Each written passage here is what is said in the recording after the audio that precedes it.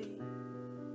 In these critical times, I've been thinking about people in the Bible who'd faced danger and disaster, what they did to overcome, and how their stories might encourage us. A few people came to mind, but I want to talk about a woman. A woman who had a reputation because of the way she earned a living. She came from a people group who loved to worship idols. In other words, not the true God, not the God of Abraham, Isaac and Jacob. Her name is mentioned in both the New and Old Testaments of the Bible. Her people were called Canaanites. This woman lived in a city called Jericho.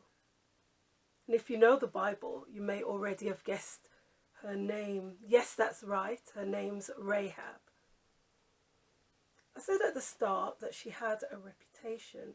In fact, according to scholars, her name has several meanings, including meanings like fierceness or insolence. Wow, what a name to have. Anyway, as I was saying, Rahab had a reputation because she was a prostitute.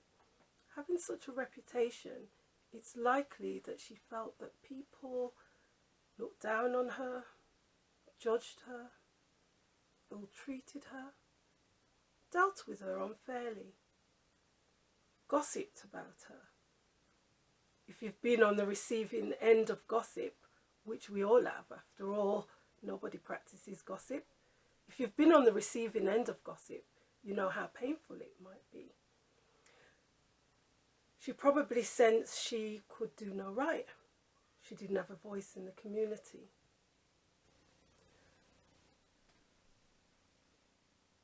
You may know the feeling of hurt, whether you admit it or not, when you sense that you are looked down on, you are judged, ill-treated, dealt with unfairly. With such a reputation, no one has any expectations of you. Well, the Bible tells us that Jesus knows all about it.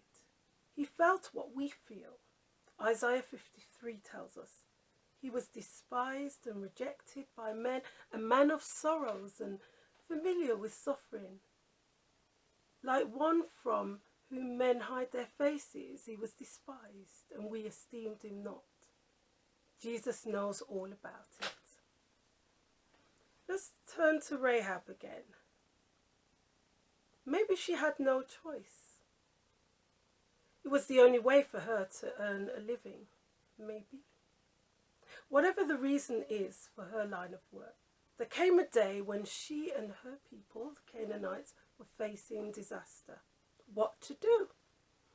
Nobody would have expected it, but of all people, not those with high standing, great reputation, highly esteemed, the voices that we expect to hear.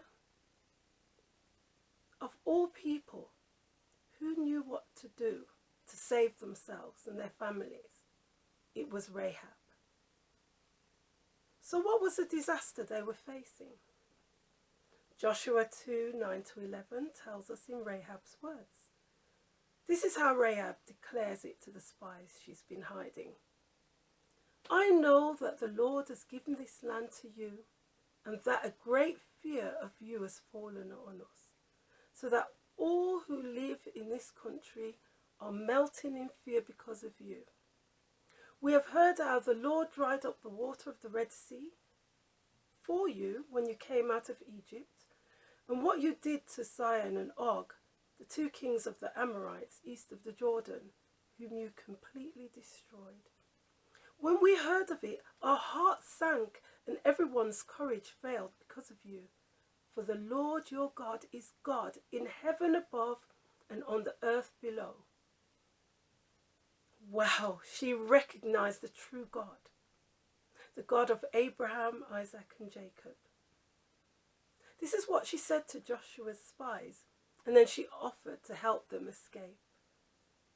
In exchange for her help, she asked them to save her and her family from impending destruction. You see, she was willing to turn her back on her old life and follow the true God. Her willingness to follow the true God was twofold. Firstly, she made a declaration. The Lord your God is God in heaven above and on the earth below. Secondly, she acted. She forsook all that she had known up until that point and made the decision to be of assistance to the two spies, two of God's people. She chose the winning side. Do you know that right now, today, even in the face of danger, no matter what your background, what you have done in the past, no matter what others think of you, just no matter what, today it is time to acknowledge God. Do you know that today you can call on God to save you? So what does Rahab's story mean for us today? How is it relevant? John 3:16 in the Bible tells us that God so loved the world that he gave his one and only Son, that whoever believes on him should not perish, but have eternal life. Today, many people feel their hearts sinking. Courage is failing because it appears that destruction is at the doorstep. But there is hope. We are to recognize the true and living God. Rahab understood the times she was living in. She understood what was happening, and she understood what she needed to do to be saved. Do we understand the times we're living in? Do we understand that our only real hope is in God through his Son, Jesus Christ, who gave his life as a ransom so we are free? Free from our hearts sinking and courage failing. Ask for his help today. You might ask how? Well, acknowledge God. Declare that he is Lord through his Son Jesus Christ. Leave your old life behind.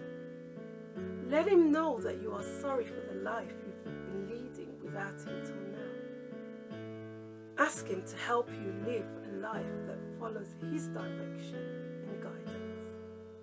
Go ahead. Ask him today. God bless.